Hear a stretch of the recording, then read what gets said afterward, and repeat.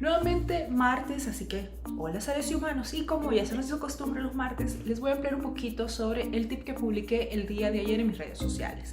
Si lo quieren ir a consultar directamente pueden hacerlo entrando a mi página de Facebook, me encuentran como Dina Semch Psicóloga, de la misma manera mi cuenta de Instagram, y si quieren leer artículos al respecto, información sobre mi trabajo, pueden hacerlo en www.dinasemch.com. Ahora, entrando en materia, ¿de qué platicamos ayer? Ayer en el tip les decía que me parece impresionante que a estas alturas del siglo todavía muchos aseveren que solamente la gente que está loca, sea lo que sea que loco significa a estas alturas, es la que va al psicólogo o busca ayuda psicológica. Y se los pongo de esta manera, dediquémosle unos minutitos de tiempo a pensarlo nada más. Si yo considero que algo se está saliendo del lugar, si yo considero que algo no está funcionando como debería estar, eso quiere decir que mi capacidad de razonamiento está perfectamente bien.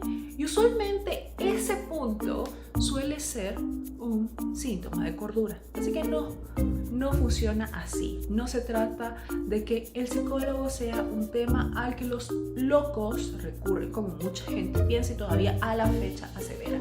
Sin embargo, hoy les quiero platicar un poquito de cuáles son las razones más frecuentes por las que nosotros venimos y acudimos al psicólogo o deberíamos acudir al psicólogo, porque es algo que a veces se queda un poco en el aire y uno dice, ¿será que debería ir? ¿Será que no debería ir? ¿Será que esto amerita? ¿Será que es suficiente? Y eso a veces hace o que no asistan o, igual de terrible, que retrasen el asistir, lo cual hace que la situación vaya evolucionando y se vaya complicando de manera totalmente innecesaria. Eso se traduce a mayor tiempo y mayor costo en el tratamiento. Entonces, ¿cuáles son las situaciones que nos deberían hacer recurrir a un psicólogo? Por ejemplo, cuando no estamos bien con nosotros mismos, ya sea emocional o físicamente. Claro, cuando tenemos alguna situación física, debemos haber pasado por un chequeo médico para descartar que haya alguna causa funcional. Sin embargo, si no existe una causa funcional, si a usted le dijeron, no, fíjese que usted está perfecto, pero usted se sigue sintiendo mal, es bueno recurrir al psicólogo. Otro punto es cuando no logramos manejar nuestras emociones, ya sea que no las logramos identificar adecuadamente o que las identificamos pero no logramos canalizarlas adecuadamente. Otro punto es cuando tenemos problemas con la ira o con el enojo. Otro importante es cuando constantemente nos sentimos angustiados, nos sentimos nerviosos, nos sentimos tristes. Eso también debería ser que buscáramos ayuda profesional con alguien precisamente que esté entrenado en psicología, que ha estudiado psicología. Otro punto es cuando estamos atravesando un duelo, sobre todo cuando es un duelo donde sentimos que no estamos avanzando dentro de las etapas esperadas. En ese caso se debería recurrir, o cuando realmente ni siquiera sabemos cuáles son las etapas esperadas de un duelo, cómo nos deberíamos sentir, cómo deberíamos actuar referente a ciertas cosas.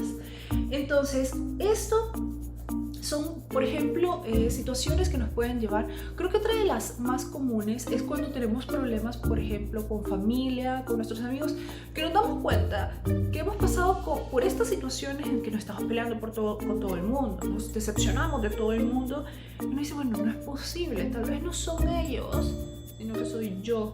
Ahí se puede recurrir a un psicólogo.